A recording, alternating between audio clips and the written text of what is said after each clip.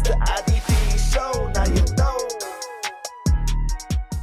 Welcome to the IDP show. I'm your host, Josh Raymer, and absolutely delighted to be joined in the virtual Sochak today by two of Footballguys' finest. It is Sigmund Bloom and Dynasty Tripp. Sig, we'll start with you. How are you, my friend? Great. Better than I expected to be at this time. You know, certainly in the business that we do, which is a wonderful thing to be part of. The games need to fill us back up with energy once we get to this point of the season. And this weekend they did. And we're seeing a lot of meaningful action, not just meaningful for fantasy football, but some incredible story arcs. And it has been a long, hard slog, but in the end, that makes it more rewarding if you can come out on top. That's right, Tripp. It is that time of year where you're starting to feel the burnout a little bit as a content creator, but playoffs are starting. We've got 2 Monday Night Football games. We're recording this on December 11th. We got 2 Monday Night Football games. So the excitement, I feel like, is a little bit of wind in our sails as we head into the home stretch here. Well, I think this is an exciting time of year. I feel like I can settle in a little bit to like roster management on that side of the game. So as a result, I'm more focused on actually enjoying the games and the football and maybe a couple more minutes a day to plug into the content creation side. So yeah, it definitely feels like the home stretch, and it's nice to check all the rosters and the live scoring and see, hey, I'm actually in a good position here to make a playoff berth. So that's a good feeling this time of year.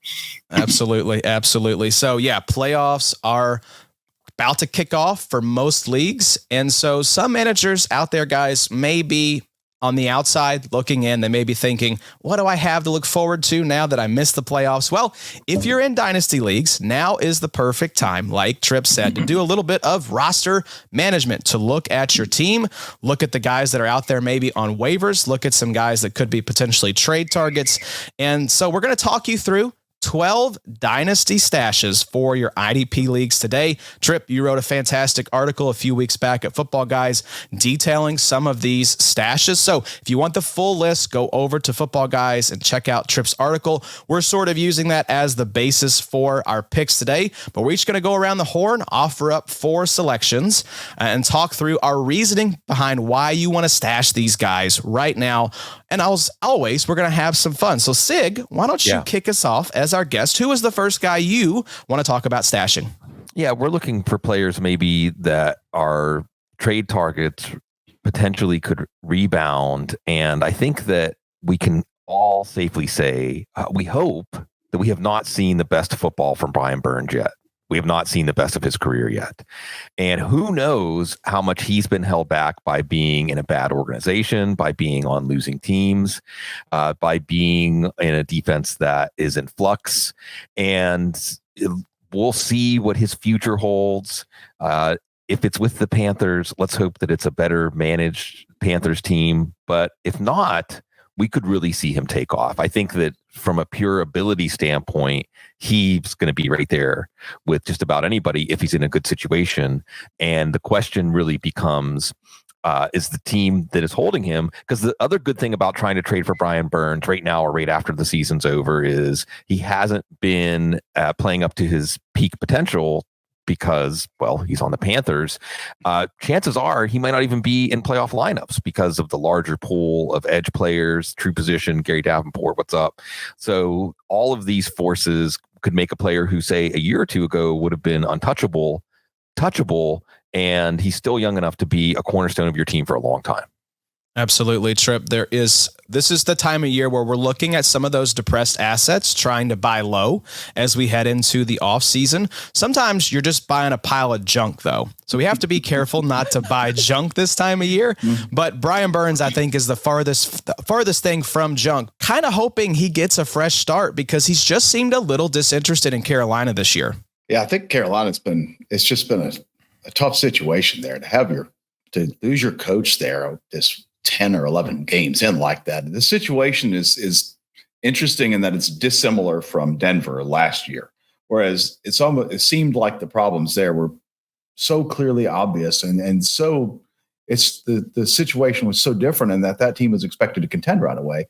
And the Panthers, you sell picks and get rid of your best offensive weapon and pick up the first overall pick, and then you don't give that situation a chance to develop. And it's interesting that Ejiro Evero is the same defensive coordinator from the 22 Broncos and the 23 Panthers. And I still think he's a decent defensive mind. So it's interesting to see what happens with that. Brian Burns was considered the top overall available free agent by Pro Football Focus coming up available in this offseason. And the Panthers have already seemed to indicate they might tag him, put the franchise tag on him, which would keep him there for another year. So a lot of uncertainty to see if Evero can retain his job or not. But as like we said, it would be interesting to see him on a team with more pass rush oomph and what he could do with a stronger unit for sure. But like Sig said, this guy's shown a lot of ability, and I think the arrow is still pointing up on production for his career. And he's certainly not been productive this year, but he has been in recent years past too. So we don't have to look too far back to see where he could be an asset for us in fantasy football. It is organizational malpractice if the Panthers don't at least tag.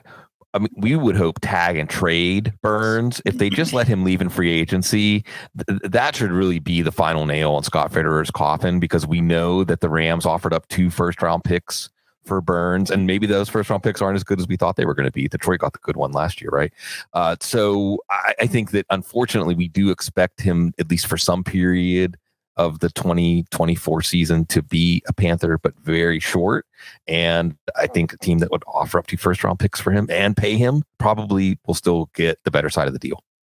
Yeah, I'm thinking tag and trade. It just seems like he doesn't want to be there, and I can't blame him. David Tepper is proving himself to be a not so stellar owner, very impatient, wants this team to compete right away, despite the fact that they just picked first overall in the draft and are going to be giving Chicago the first pick in 2024. So I think this team's a long way from contending, but you're right. A tag and trade does seem like a viable option. I'm hoping Brian Burns lands in a new situation, gets rejuvenated, and has a career year next year. And I think that's the narrative that you have to be hoping for if you're buying in on Brian Burns. So Tripp, let's go to you. Who is the first guy you want to talk about, or guys potentially as stashes for 2024? Well, I wanted to talk about another edge defender, to be honest with you. I think is a fantastic, good player, and similar to Brian Burns and that's Jaylen Phillips of the Miami Dolphins. What I'm excited about with Phillips, and really, I think one of my biggest disappointments for the season is that we never really got to see the Miami Dolphins defense at its full strength, at least not very long. With Jalen Ramsey was hurt at the beginning of the year, he finally got on the field, and very, very shortly thereafter, Jaylen Phillips tears an Achilles, and he's gone for the season. But he's a player that, in my opinion, has shown quite a bit, but I think that fantasy gamers may not quite be in step with how good he has been at times on the field. I was in leagues where I've been surprised at the response I've had to trying to move him just simply as a contender and trying to find a replacement comparable piece. And just, I had one guy that was just downright offended that I considered him to be a type of a player that might be worth a first round value, which really was striking to me. So this is a guy that might be available as at a discount, in part because the name recognition might not quite be there after a season last year where he played really well, but the stats didn't quite reflect that play. And then the second thing, which I think is interesting, is the loss to the Achilles. And we've seen guys like Graham, Brian from the Eagles, Brandon Graham cover, from an Achilles and play well at age 34. So we know it can happen. It's not a guarantee, but Adam Harstad of Footballguys always used to talk about how there was a real discount available from players who were injured. And then I think he largely or single-handedly convinced people to stop selling players at discounts when they were hurt. In the last couple of years, it seems like that lesson has faded a bit, and people are now again more cautious or risk averse to picking up some of these injured players. But I think this is exactly the kind of guy that Harstad, if he was an IDP guy, would be on, because it's a player who's shown himself capable of playing at a high level, and he can, in fact, I believe, bounce back from an Achilles injury. Yeah, Sig, I'm curious your take. Yeah. Trading for guys coming off major injuries like an Achilles. You think about an edge rusher, needs that first step, needs that burst, that explosion. Worried at all trading for Jaylen Phillips coming off this injury? And what's your larger philosophy about scooping in and buying these distressed assets because of injury? Well, I think you have to look at where they're at on their career arc. And Jaylen Phillips is only 24, a young 24. He won't turn 25 until late May.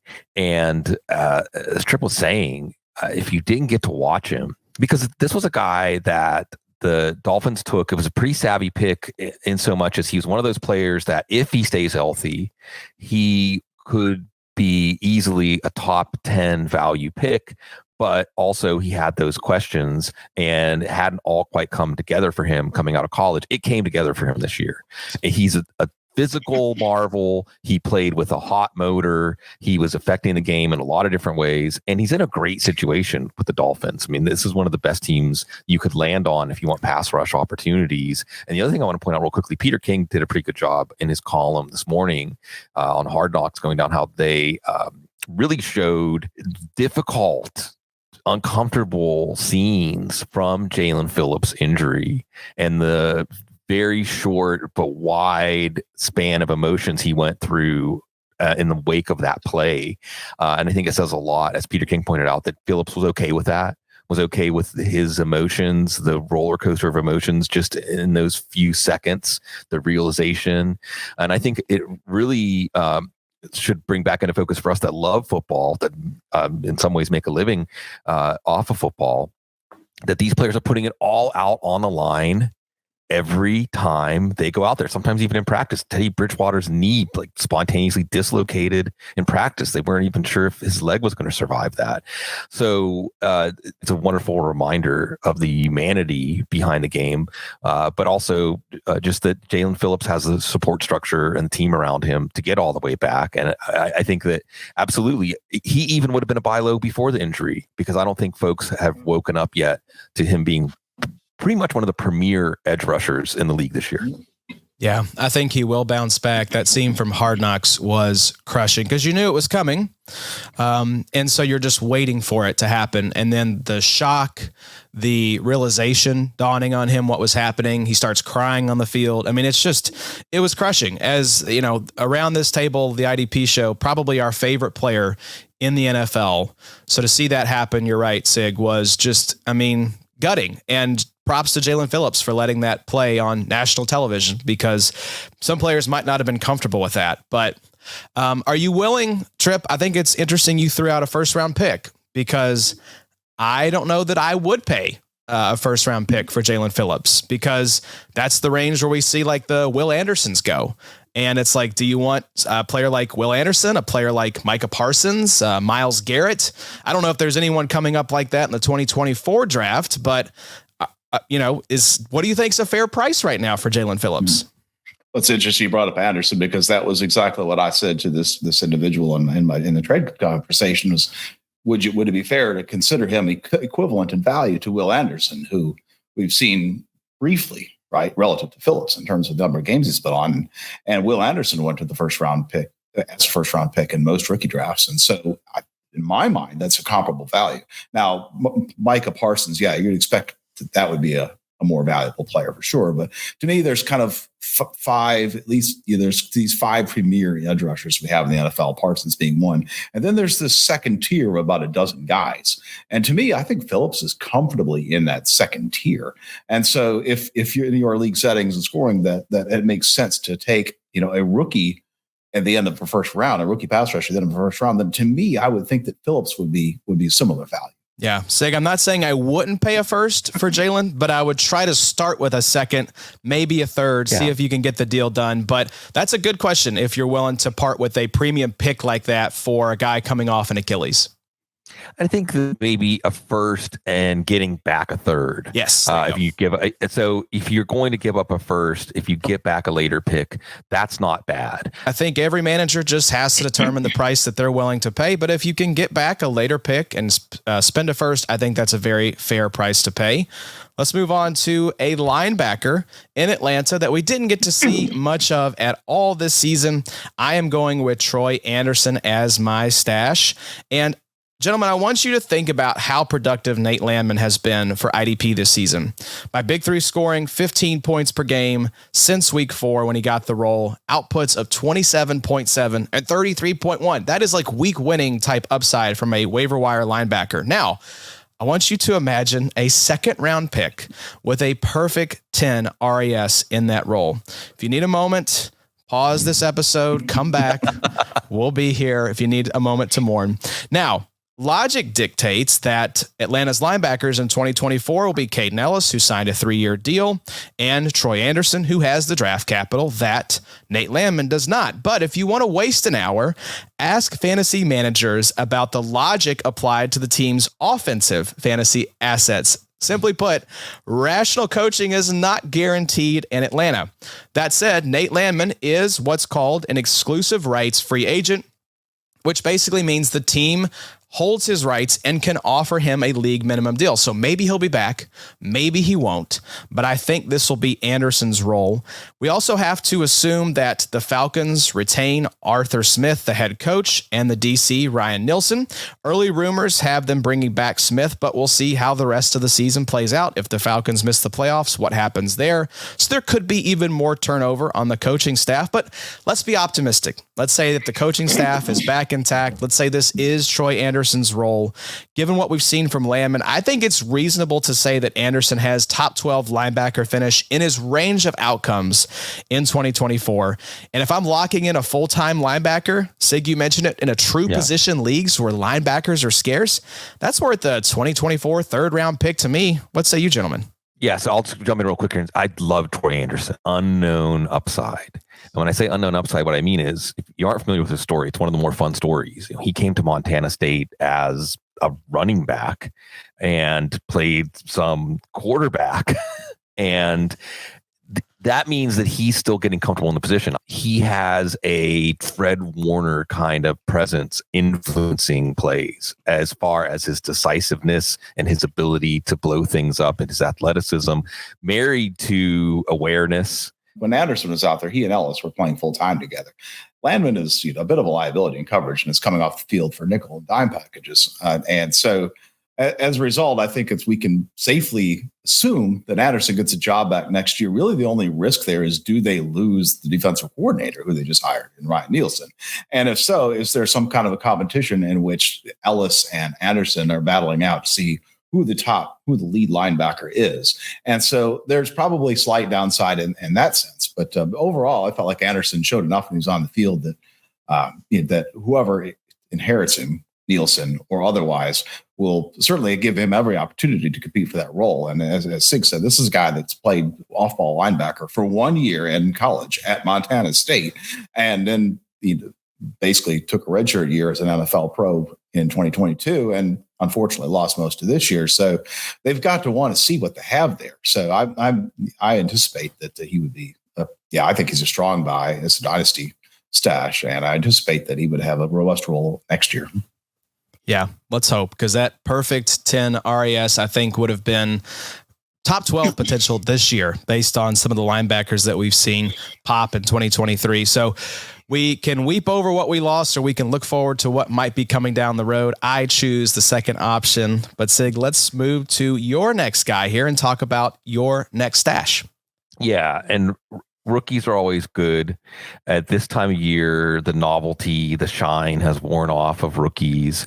This is the best time to buy rookies, except for maybe during next year's rookie draft. This year's rookies are going to come at a great discount, and you can get similar players for a lot cheaper than what you're about to pay for them in your rookie draft. So we'll talk about Dyan Henley, and I think we talked about him on the show before. I know I was carrying the banner for him earlier this year, and again, you're going to see a theme here. What interests me? What do I like? He came to Nevada as a wide receiver. So you have a guy here who, and why do you like this so much? It always harkens back to Brandon Marshall. That was one of the guys who helped me make my name in fantasy football, because I loved the fact that Brandon Marshall played safety for a year at Central Florida and then went back to wide receiver, and you could see it in his game. And I think that when we talk about Brandon Marshall, it was the dog in him. It was the willingness to play physical and aggressive and not be a passive player. And you see when we flip it going from offense to defense, it's the awareness and understanding of what you're looking at. It's the read and react skills. It's the ability to have the green dot. And I would imagine that that's what the Chargers had in mind. Now, there's a potential transition here. I don't think Brandon Staley is going to be there. It's a cheap organization. I don't know if they're going to just raise the whole organization and bring in somebody like Bill Belichick to be the emperor. But either way, Henley is a guy with the background, with absolutely the athletic package to be an every down linebacker, to be somebody who can hang in coverage, who can hang as a pass rusher, who can hang in run. And Kenneth Murray's he's leveled off as a player. He's plateaued. I don't think you're going to see him brought back. So it's going to be all systems go for Henley next year. And he had a tremendous preseason too. If you like preseason PFF grades and things like that, all of those things are pointing in the right direction. Yeah, this is the podcast that loves preseason PFF grades. And loves trademark that. Yes, trademark that. Trademark it. Put it on a t-shirt. And loves Deion Henley as well. This is a guy that we are all excited about. And Tripp, I think what's is appealing is you have to look at potential opportunity. We mentioned on last night's recap episode the pending free agent market, especially for linebackers. So many big name linebackers are about to potentially hit the free agent market. Kenneth Murray being one of them. Kendrick signed a 2-year deal there, but they can save about $7 million against the cap by cutting him next offseason. So there's a chance that Deion Henley is the Will Smith meme in the room by himself in that linebacking core. So I love the background. I love the athleticism, the draft capital. Pretty nice. Opportunity might be there for Henley in 2024. Yeah, I agree. It's like you say, he's the guy that's there. They have a ton of money piled up into more expensive veterans, and with the opportunity to save money on Kendrick, so it makes sense to do that, especially if they're moving on from Brandon Staley as a coach, which at this point it would be pretty surprising if they didn't. So yeah, he's definitely set up for success, and it's exactly the type of situation that if you're in fantasy football, you want an inexpensive source of points. And this is a guy that's flown just under a lot of radars such that he could step into a lead role and be an LB2 type right out the gate next year and at a much less expensive price than some of the free agents, which are moving and have less certain futures than Henley. Yeah. And if you wonder, why would the Chargers cut Eric Kendricks? Well, because they're about $45 million over the cap right now for 2024. So they are going to be making some cuts. And I think Kendricks could be a rational place to start given his age, given the fact that they have Henley there. But yeah, some uncertainty with, do they bring in a free agent linebacker? Do they get rid of Brandon Staley? What does that look like? But I think I'm still intrigued enough to not let that sway me off of getting in on Deion Henley right now. Like Sig said, once the luster has worn off a little bit. So Tripp, let's go to your next guy, who is another player you are interested in stashing. Well, I think another rookie that we need to focus on is a guy that was a top 10 pick in this most recent NFL draft. And I don't think I've ever seen a player faded so much with so much draft capital as Tyree Wilson has by fantasy gamers. I've really been kind of blown away by that. I've been in drafts this past spring where the gap between Will Anderson and Tyree Wilson was almost 2 full rounds in a rookie draft, despite the fact that the gap was about 4 picks on the Thursday night at the end of April. And that just, I get that Will Anderson came in with a little bit more buzz in terms of folks who do IDP Devy, and that Wilson was a little bit more of a late bloomer at Texas Tech. But it's just the commitment that the Raiders have, the investment that they have in that pick, it just can't be overlooked despite any coaching changes. He's got Max Crosby on the opposite side of him, attracting attention. And it was a known fact that he was a bit of a raw prospect coming in, missed most of the summer with injury, and is now finally starting to get some snaps. And he got a sack yesterday. So it's a guy that, it's interesting. I would just occurred to me a little bit like Travon Walker in a sense, in that the guy had a high upside type of player who you knew wasn't going to make an impact in year one, but this is a perfect stash for a year 2 and expecting to see more in the second year. So I'd be excited about Tyree Wilson, and the fact that you can probably, if you can still trade a 3rd round pick to get him, I think that's a steal.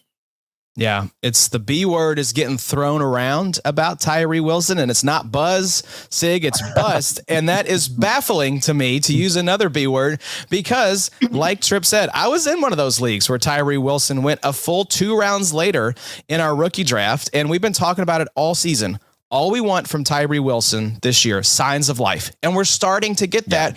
And people are still sleeping. What's going on here? Well, the Raiders, the stink of the Raiders. I don't know. Maybe it was, and it's funny how when something grabs the headlines, he had that 0% pass rush win rate early in the season.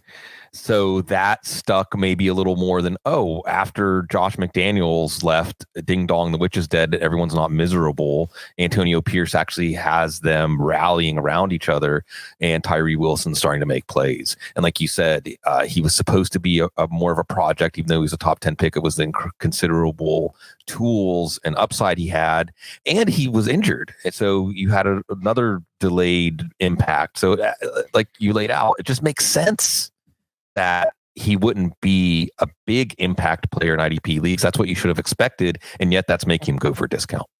Yeah, I think it was a confluence of factors. I think it was the injury. I think it was being forced into action because Chandler Jones' situation.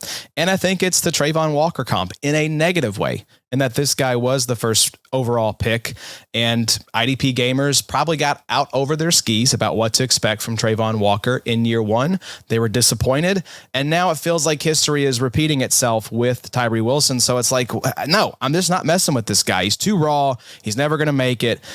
Tripp, that's the perfect time for savvy IDP gamers to swoop in and buy the discount on a premium NFL draft pick with insane measurables like Tyree Wilson. I don't know. I feel like I'm taking crazy pills that people don't like this guy. So let's move on to another edge rusher, though. My second guy is a rookie as well in a not so great situation, but we've seen, again, signs of life from BJ Ojulari, edge rusher for the Arizona Cardinals.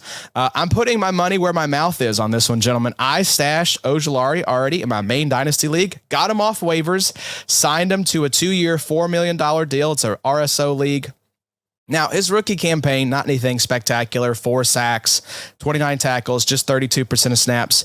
But what's most appealing to me about Ojulari is the opportunity. There is nobody in Arizona to keep him from getting significant playing time in 2024. The leading snap getter at edge, it's converted linebacker Zayvon Collins at 55% of snaps. The other options, Cameron Thomas, Victor Demikeji, Dennis the Barbarian Gardeck, Jonathan Ledbetter. These guys do not scare me. Gardeck's beautiful lettuce aside. Ojulari has some solid draft capital as a top 50 pick. We may forget that, but he was the 41st overall pick, the second pick of this new regime. The Cardinals currently possess the 3rd pick in this year's draft.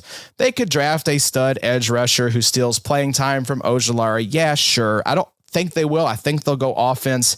And here's the best part. Ojulari is not going to cost you much, if anything. In fact, I think if you check right now, he may be out there on waivers. Tripp, you wrote him up in the article. What do you like about BJ Ojulari? Like the opportunity, like you say, is there. He's a guy that, fairly refined college prospect, was able to do some things at LSU, which is interesting. But even if, like you said, they do use a top 3 pick on an edge rusher coming in, well, so what? That probably helps Ojulari. They probably need more than Zayvon Collins in terms of pass rush. So yeah, this is the first defender that the new regime took, and so that's certainly attractive too. And also the idea of getting him off waivers is spot on. It's amazing to me how quickly folks will give up on an early pick at the edge position. I think it's part of our adjustment to true position, because we had, I think, 7 pass rushers that were in the first round. And so Ojulari, that was a second round guy. So he's like the 9th or 10th overall selected edge rusher. And so just the depth alone makes these guys really affordable from an IDP standpoint. So yeah, if he's getting playing time now, so there's an opportunity for him to kind of take root here down the stretch at a team that's obviously playing for next year. So yeah, that's an interesting pick. Yeah, Sig, we talked about don't buy junk. I'll take junk if it's free. You just want to give it to me off waivers? Yeah. Sure, sign me up. Yeah, hey, if it's free, it's got to be me. And I think that there's layers. We've talked about players to try to get on the rebound in a trade, and there's players that have just been overlooked. And I think with a player like Ojulari, I can't remember who it was from our chat room that came up with this idea. They came up with the name, because sometimes maybe the player you should pick up from waivers, it's just the player who had the highest point total the previous week. And there was a week that BJ Ojulari was one of the best plays of any position in IDP leagues a few weeks back. They called him called it Occam's waiver instead of Occam's razor. That's good. But I think that we can tend to overthink these things. And given the situation, given the fact that this was not a rich environment for pass rush opportunities that has made this kind of impact, bodes well for the future. Yeah, and Jonathan Gannon, is he a goober? Undoubtedly. But this is the guy who had success with those edge rushers in Philadelphia. So if he does retain the job, and I think he will, I think that is a place where you can get some solid coaching and some good development in Arizona. So Sig, let's move to your next player, and it's a very under the radar linebacker name. Who's your next guy? This is more of a deep league pickup because I don't think Leo Chenal is going to be excellent top of the line linebacker. But I don't know about y'all, but there have been some weeks in my leagues, not even leagues where you start 3 in a flex, leagues where you just start 3 linebackers, where I've been scrambling at times this year because of injuries at the position and because of turnover. And Chenal, and we talk about turnover in terms of free agency, and he doesn't necessarily play Willie Gay's position, but hopefully if Willie Gay moves on in free agency, that could open up some snaps for him. He's more of a classic strong side linebacker, blitzer. He's not somebody you want stranded in man coverage. That's going to be something the offenses are going to attack, but I think he can do a good job as dropping into a zone at times to deceive the offense, and he's a really rugged player against the run, so he's going to be mixing it up against the run, and I think a bigger opportunity is going to come from him. Athletically, he has everything that you look for also in an old school linebacker frame, like a 6'2", 250 frame, even though the game is going in a different direction. So I think more opportunities come from him. But I want to also mention because in Tripp's great article, he was talking about sophomores, and that's Chenal qualifies there. A linebacker, a junior, a third-year linebacker who just yesterday I think really got on folks' radar. KJ Britt is somebody down in Tampa that folks also need to know about. Or going back to the rookie Servassier, I just like to say Servassier. Yes, everybody. You look at your pronunciation key. I want to say thanks to Servassier Dennis's parents for allowing me to say Servassier, and for you, the IDP show, so we can talk IDP level deep enough to talk about Servassier Dennis. So Devin White has been a big disappointment. Levante David, love him. The clock is ticking there. But Britt filled in very well for Devin White. I would think a lot of Tampa homers would say he might have actually played better than Devin White. And so that is him throwing his hat in the ring to be in a very high production position. And Josh, talk about if it's free. Yeah, he's free. He's free in leagues, 16 team, 53 man roster type leagues. I picked him up for free a couple of weeks ago when Devin White got banged up. So I think that we're looking for players like Chenal, maybe not as high of a ceiling, but more likely to get that opportunity. And let's not forget, Tripp, Leo Chenal scaled a double-decker bus. Yeah. So if you want an athlete in your linebacker room, I think you've got Superman potentially in Leo Chenal. But Britt is an enticing option as well, just because it could be him and Servassier Dennis next year if the Bucs go full rebuild, want to get younger at the linebacker position. So I like both of those calls. What do you think, Tripp? I'm interested in Leo Chenal. It's like I'd be pretty surprised if he was a full-time linebacker next year alongside Nick Bolton. But to use the same Will Smith meme, he is the only other guy in the room besides Nick Bolton, because Drew Tranquil's on a 1-year deal.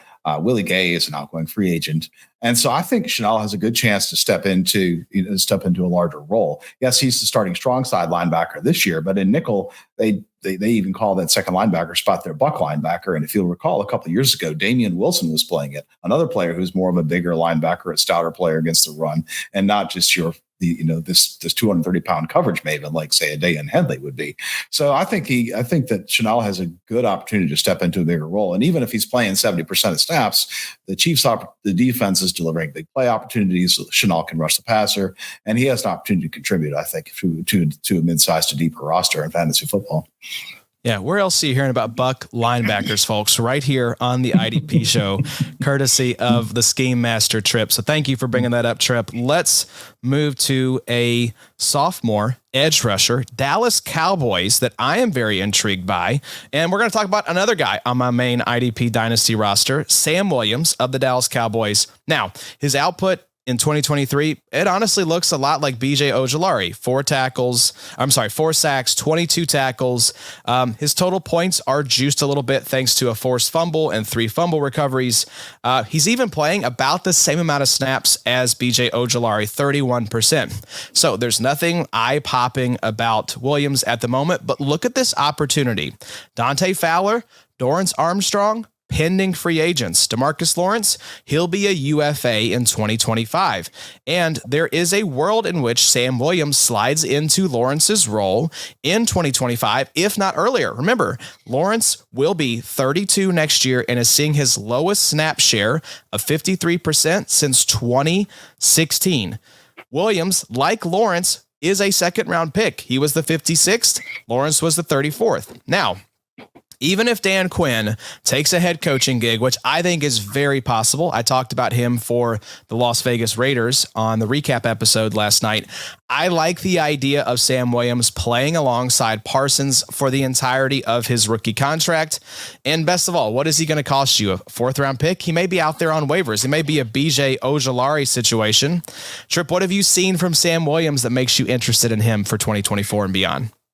A lot of the same things you just mentioned, but he started to fit that defense pretty well. Now, yes, it's a risk to see what happens with Dan Quinn, but this is a player who plugs into a fearsome pass rush already, and he started to show some refinement on his own such that he can make an impact. So the big challenge we had over the offseason is he was in some kind of a legal trouble, and that kind of scared people off there. So on the fantasy football side, yeah, it might be junk again, but boy, if this is free junk, then let's stash it and see what we got here, because the upside is high playing opposite Micah Parsons in that Cowboys defense.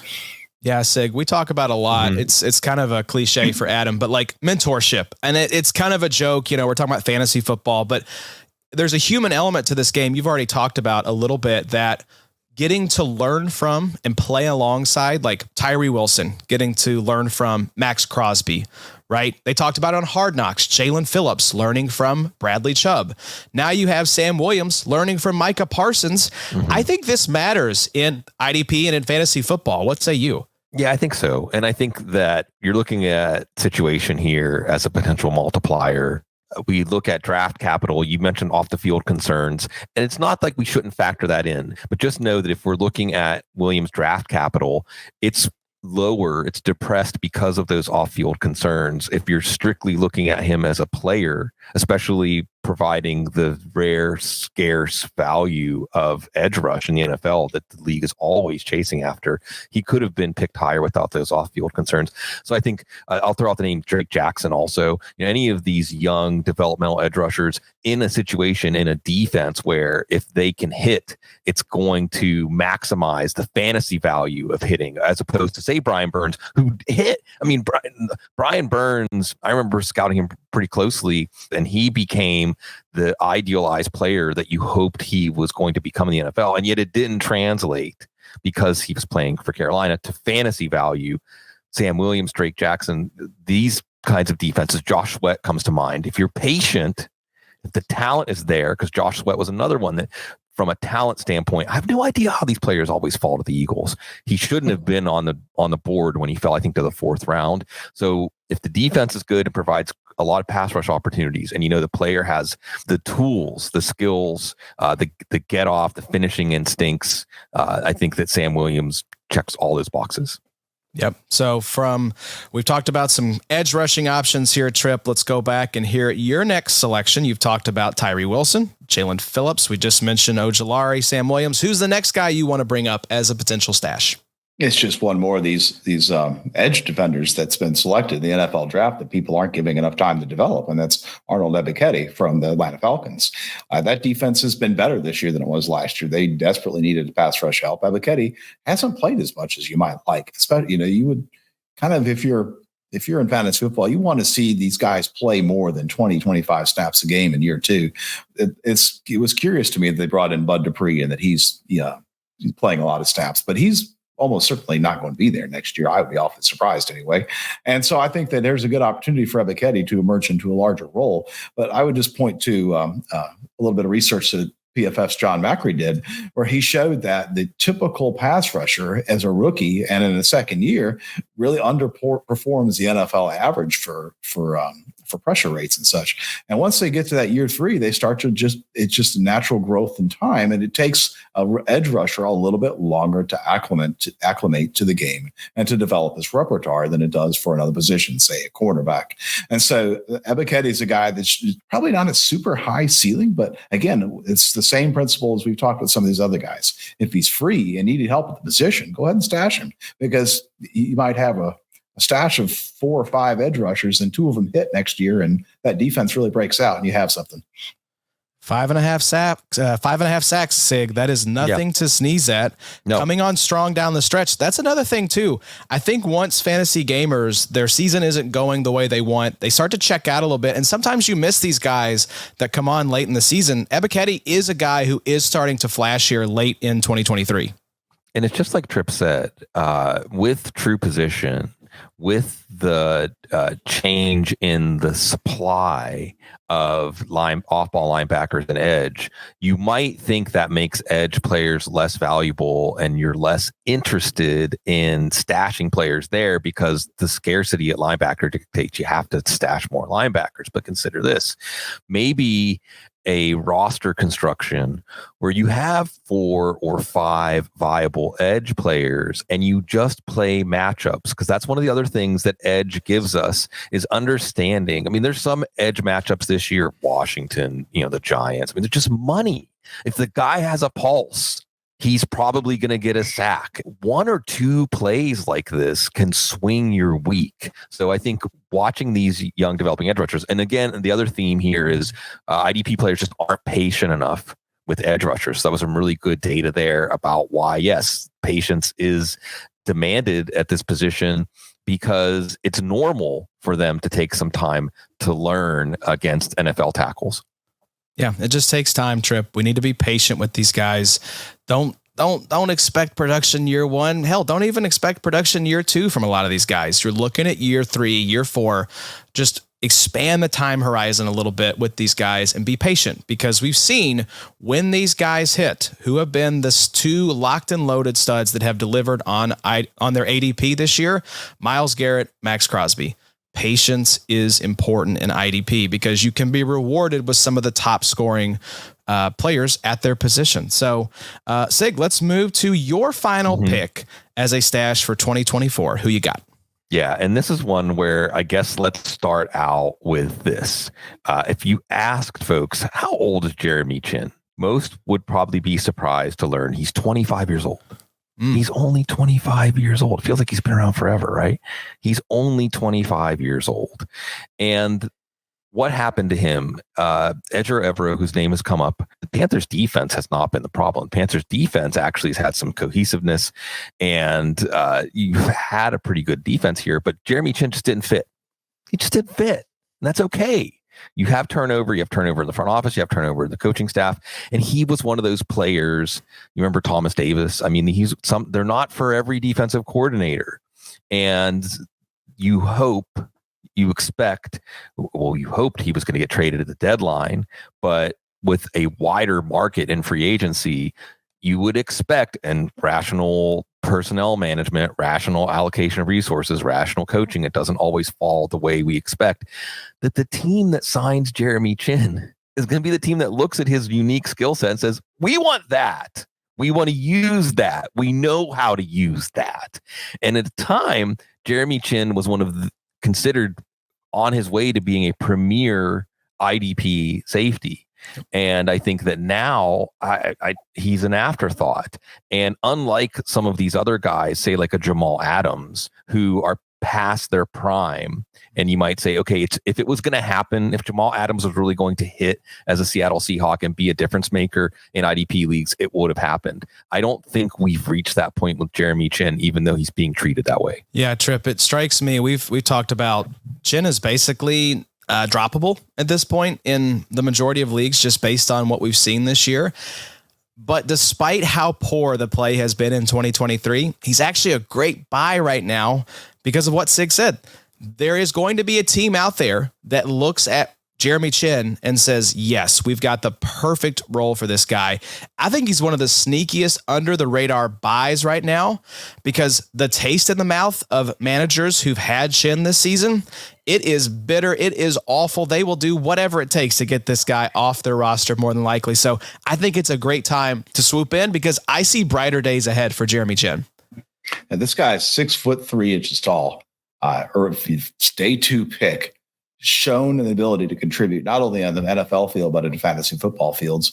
And the thing about safety and the Chinn, and broader speaking, is there's probably almost no safety that would constitute a stash in my mind, meaning that such safety is often so situationally dependent that I don't know that I would trade for any safety thinking ahead to next year. And so Chinn, because like you mentioned, Josh, he's basically free. And there are some folks that may have even dropped him. At that type of a profile, someone is going to pick him up and try to plug him into their defense in a way that's going to work. So I put him in that article as the only defensive back, in part because folks that have paid attention to what I write for the years know that I've been on him for a long time, but in part because I really think that that's the only move if you're looking ahead at the defensive back position. Every other defensive back approach in your fantasy football game, in my opinion, should be based on current year. If you're contending, keep your safeties. If you're not contending, get rid of your producing safeties, because they're almost certainly not able to repeat what they've done this year if they were highly productive. The Jaylen Phillips is the example that I always come back to. It's like he was considered the second dynasty safety this past summer, and that has yielded any results at all.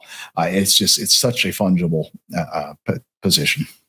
Yeah, I mean, we've seen it this year, Sig, with the Julian Blackmans and the Dax Hills and the Vikings safeties at various points in the season.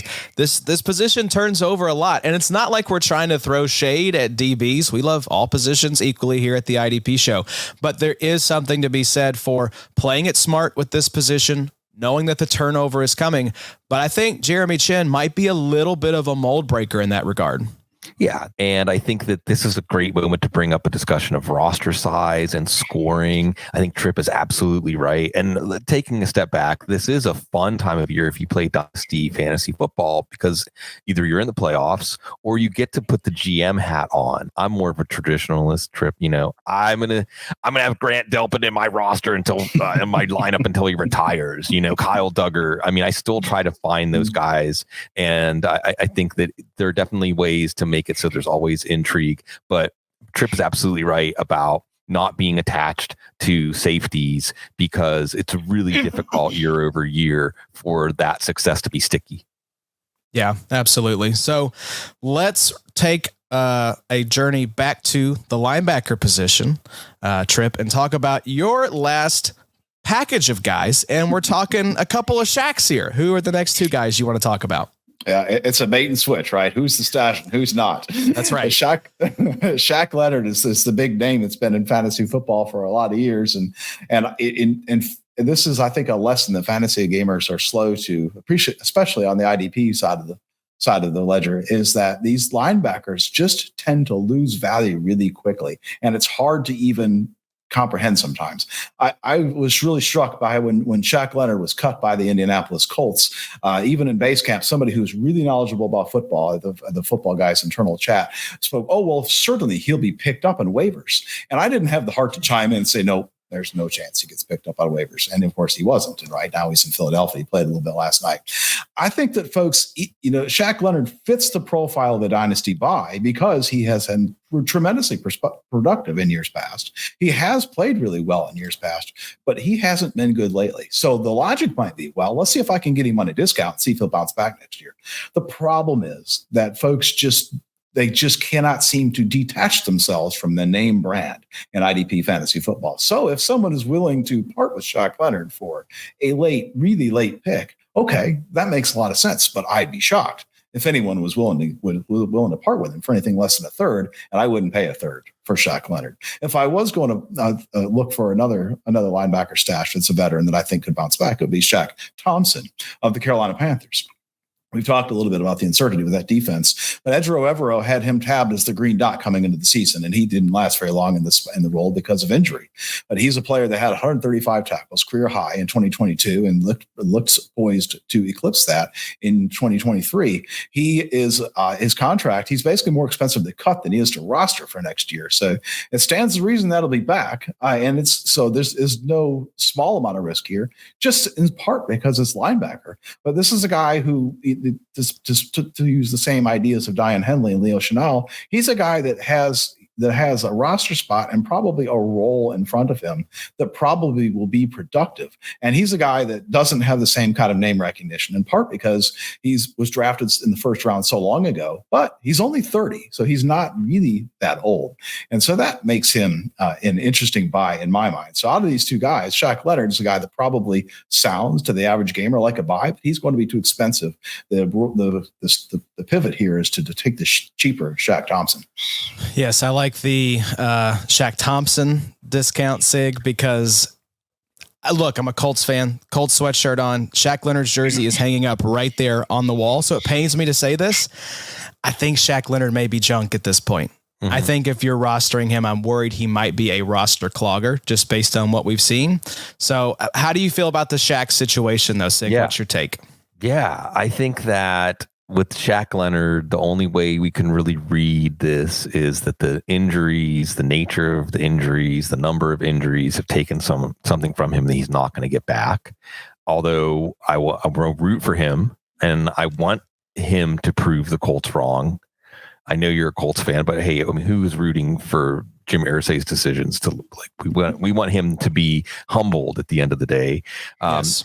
And with Shaq Thompson, now Shaq Thompson hasn't been a truly elite fantasy linebacker, but he has had staying power. And you have some of these guys. I mentioned Levante David already. Demario Davis comes to mind maybe as a better comparison for Shaq Thompson, where everybody is he's going to drop off. He's not going to be relevant. He's going to become a part-time player.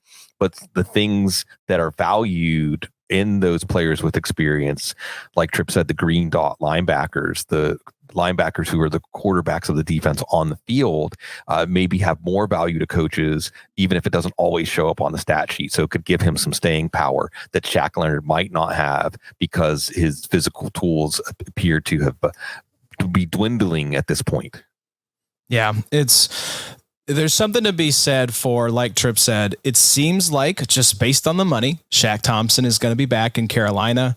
And especially with the amount of turnover we're looking at potentially going into 2024, there's something to be said for even a modicum of certainty about what a guy's role could be. I think that's valuable. One of my big lessons is don't be afraid of the stinky, unsexy veterans, Sig.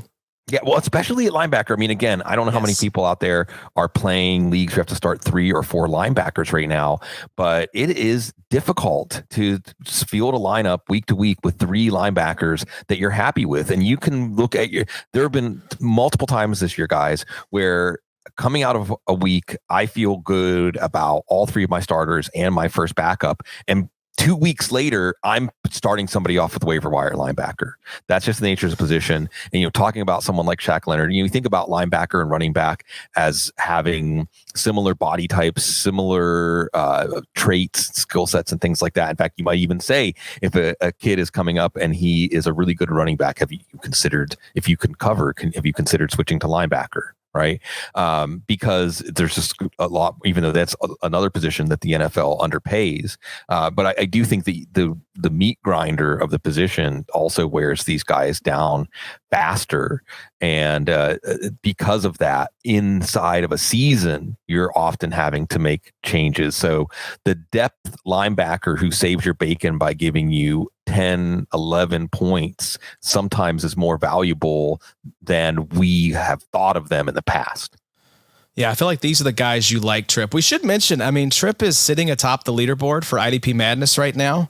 144 participants in this thing, and our guest here is number 1 on the list. I feel like this is the kind of guy you would like, Tripp. Yeah. Yeah, I like those guys that just don't. I value points. I think that's the play in fantasy football right now. Yes, I think that points are less valuable than they should be in the trade market. I love it. Everybody's chasing the next big thing. I would tag on to a point that Sig made a few minutes ago about the edge and the linebacker.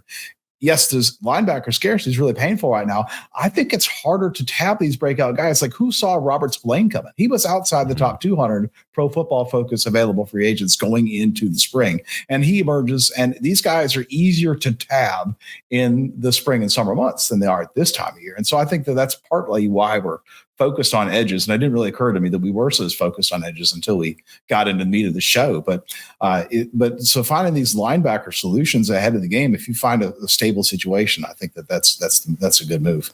Yeah, Spillane LB 55 by our ADP. So I don't think a lot of people had him tabbed as the player he has been, but it leads nicely into my final guy here, which is a linebacker. We've mentioned Leo Chenal. We mentioned his opportunity might come because Willie Gay Jr. is going to be potentially on a new team. And sometimes linebackers that have underperformed or underwhelmed, they just need a change of scenery. We've seen that this year with guys like Big Bob Spillane, like Azeez Al-Shaair. I kind of look at Willie Gay as like a Patrick Queen light. He is talented, oft-maligned linebacker. And I think if he gets a chance to go somewhere like Al-Shaair, like Spillane, I think there could be brighter days ahead. Both of those guys boosted their IDP value by going to teams where the opportunity was plentiful. So we've mentioned it. I've mentioned it a lot on this show. We've got a lot of pending free agents. I'll just name a couple here because it truly is mind-boggling the number of names that could be on new teams. Bobby Wagner, Kenneth Murray, Patrick Queen, Azeez Al-Shaair, Devin White, Frankie Louvu, Jerome Baker, Jordan Brooks, Levante David, Zach Cunningham, Jordan Hicks, Nicholas Morrow, Nate Landman, Josie Jewell, Shaq Leonard, Anthony Walker. You get the point. Linebacker is about to turn over, and that has implications for IDP. Yes, there will be a lot of vets vying for jobs, but we saw this in 2023 this year, and several guys still got nice deals. I don't think Willie Gay is going to get Tremaine Edmonds or TJ Edwards money. There aren't a lot of dumb teams out there like the Chicago Bears to make this happen for us, but I could see him getting a deal between like Caden Ellis, 3 years, $21.5 million, and Bobby Okereke, 4 years, $40 million. I think Okereke actually stands out as a pretty nice comp for Willie Gay as he enters free agency. Both guys were 26 when they hit the market. Gay was a second-round pick, 63rd overall. Okereke, third-round pick, 89th overall. Both were second bananas behind alpha linebackers. For Okereke, it was Shaq Leonard when he was healthy, and Zaire Franklin. For Willie Gay, it's Nick Bolton. Their average overall defensive PFF grades in their first 4 seasons, Okereke, 65 overall. Gay, 64 overall. And finally, like a lot of guys on this list, what is Willie Gay going to cost you? A third-round pick at most? I mean, speaking of Okereke, Tripp, this was a guy that I decided to extend in our RSO league for about $3 or $4 million. Bobby and Adam gave me grief for it because they said, it's Bobby Okereke. This guy really hasn't done much for the Indianapolis Colts. Why are you excited about this guy? Sometimes a change of scenery is all these guys need. Yeah, I think that the biggest interesting thing about Gay is that he's managed to keep himself straight this year. I mean, years past, he's had suspensions. He's had, well, maybe he was suspended this year, I forget. But he's the last few weeks, it just seems like he's just kept on the straight and narrow a little bit better. I mean, there was a story out of KC a couple of years ago that said that he wasn't ready to return to a large role because he just wasn't mentally prepared to play. And so the character issues were something that we were attached to him coming into the league as a second-round pick out of Mississippi. And it feels like that he's put it behind him a little bit this year. And so I think that positions himself that someone would take a chance on him as their lead guy. I was thinking Al-Shaair, but I think you have an interesting point there, an interesting comp there with Okereke. I hadn't thought about that, but that's certainly intriguing. And if that's the case, then yeah, the third round pick that you might be spending on it would certainly pay a big return. Yeah, and that's Okereke was more productive. Sig, just this archetype of the Robin finally getting the Batman role really appeals to me. So I think that's an archetype worth paying attention to. Yeah, and the other archetype worth paying attention to here is that Willie Gay at his best is a seek and destroy linebacker. He's a linebacker that's what you really hoped. I liked him a lot in my rookie drafts 4 years ago because in Steve Spagnuolo's defense, there was opportunity for him to be the kind of player who had the freedom to use the sideline to sideline range and make a lot of impact plays. And I think this is one of those know your scoring system and lineups moments where if you do have a system where big plays are weighted a little more than tackles, hopefully Willie Gay can find that role on a new team that frees him up to become the player I think that the Chiefs envisioned when they took him that he still hasn't had a chance to become yet. Yeah, I think there's still tread left on the tires here, Tripp, and I'm not willing to write this guy off. And I'll be very curious to see what kind of deal he gets, especially with the level of competition. But that's a guy I'm willing to throw a 3rd, 4th round pick on to see how it pans out.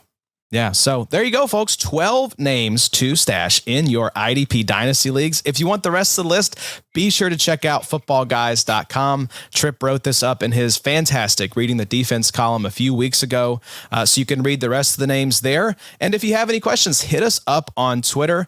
And be sure that you check out theidpshow.com as well as Football Guys. Those dudes, Sig's rocking the Football Guys hat and the IDP Show shirt, showing that synergy between the two sites. Sigs, we love working with you guys and picking y'all's brain for IDP. This was a lot of fun. Yeah, and IDP, more than anybody else, we never rest. That's what brings us all together. There's always some thread in our brain. And even while we're setting our lineups for our playoff matchups, we're thinking about how we can make the most out of that last roster spot. That's right. Yeah. Gentlemen, I'll get you out of here on this. Playoffs are going to be about to start once folks are listening to this episode on Friday. We've got Saturday football this week. Ton of fun. Glad to have that back. So if you had to give one piece of advice to a fantasy manager in the playoffs, maybe they're, scrapped their way in or they're a 1 seed, whatever situation you want to look at, what piece of advice would you give them now that they're in the dance and hoping to set themselves up for success and maybe a title run? Sig, we'll start with you. We all can remember taking standardized tests with 4 options. And usually when you read through those 4 options, one will have a little glimmer, a little ding whenever you read it. And then you think about it. And sometimes when you think about it, you use your intellect to talk yourself out of that first answer. Go with your first answer. It's the first time you look over your lineup. That's probably going to be your best lineup. The more information, the more you look for reasons that you might be wrong. Think long, think wrong, I think is going to help us. And it also, it takes a lot of the stress away, especially with the Saturday games and constantly having to set that lineup on Thursday. Set it and forget it. Set it and forget it, Tripp. What do you got? Yeah. Well, my first gut reaction to what you said, the ting answer was that just sit back and enjoy it now that you're in the playoffs. Yeah. It's only so much you can do to control the outcome at this point. A lot of it is baked in. The only thing I would add to that is that thinking about lineup settings with these Saturday games is that injuries are a challenge. And sometimes just a healthy guy is the right guy. It's easy to outthink yourself and say, boy, player X is questionable and he's going at 4:00 on a Sunday. And boy, doesn't he have a better matchup. But if you have a healthy guy on Saturday, you're probably safe to take the points and see where that leads you. I would say 2 things. Number 1, don't leave meat on the bone, right? Look at every available resource, track those Friday injury reports, see who's healthy. And then to quote Johnny the Greek, don't get cute. Don't be dumb now that we're in the fantasy playoffs. If it's an ambiguous situation, I am not going to roll the dice like that. I'm going to make the smart move. And then, like you said, Sig, I'm going to set it and forget it. So, gentlemen, thank you both so much again for coming on. Footballguys.com is where you can check out Sigmund Bloom's work as well as Dynasty Tripp's work. We are over at the IDPshow.com. We will be talking Dynasty all off season. And Sig, we will have you back on. Tripp, the same as well for you. So look forward to those episodes and good luck in your fantasy playoffs. And if you're starting to look forward to 2024, stick around because we're going to take care of you with that as well. But until next time, y'all enjoy the football and we'll see you soon. It's the